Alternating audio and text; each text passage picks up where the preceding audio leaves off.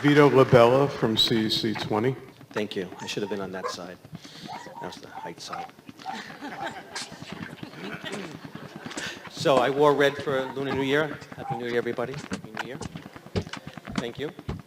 So I represent, I'm the president of Christa McAuliffe Intermediate School in Brooklyn. I represent a lot of Asian parents. There are a lot of Asian parents that I represent in District 20. A lot of them are mad at you. I also read that there were some unfortunate comments made, and I can assure you that none of my friends, none of the people here, would say anything inappropriate like that. And if you did experience that, I want to apologize to you from me. From Vito to Richard, I apologize because no one, irrespective of policy differences or political disagreements, should ever have that kind of inappropriate comments directed toward them. So I'm sorry, and like some others said, we all have to carry on and we all have to have thick skin.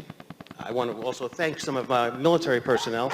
I'm a retired lieutenant, and my friends in the military, I have a lot of them. I work with them, and I appreciate their service. And I never served myself in that capacity, but I am simpatico with the things that they went through. I want to talk about the ECC meeting when you mentioned, in response to G&T, the International Baccalaureate Program for K through 8. And I want to follow up on that because it was very, very interesting to me.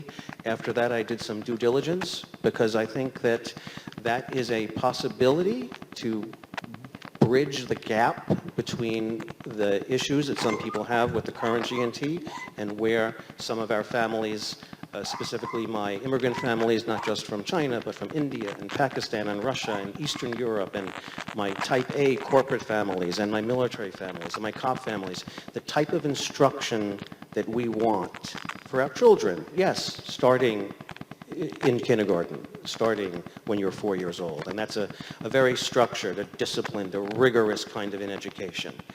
And I did do some research, and IB, it's a lot of certifications, and we have to get teachers certified, and we have to apply, and it's about a 2 to 3 year process. But we don't have to go that route.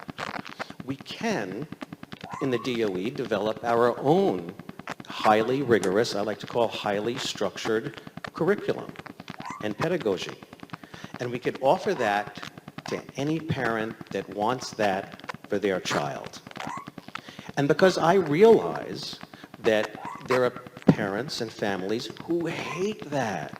My Park Slope families hate that. My acting friends, they hate that. They don't want testing. They don't want structure. So we could also develop a Montessori kind of a option for our children.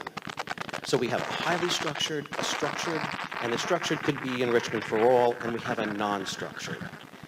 And we allow our parents to choose what's best for their families.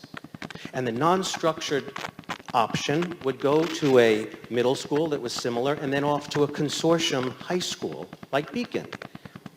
One that's not test-centric, but doesn't rely on APs or regents, because that's what those families want, project-based and portfolios. And parents like me who love tests, who want APs and regents and who get on, because we think that that's the best thing for our children, we have what we want, while other parents who don't like that option are served as well. And I think that if we did that, if we looked at it to giving parents what they want, instead of pursuing some kind of a, I don't want to say social agenda, but that might be, for lack of a better word, stop trying to impose our own will on other people. Let's respect everybody's choices. That's the bottom line. That's what the Department of Education needs to do. That's what we, not just in education, but in everything. Let's live and let live, and let's reinforce that what's right for you might not be right for me, but I support you and I ask you to support me. And by doing that, maybe some of this divisiveness will go away. Thank you, ladies and gentlemen. Thank you very much.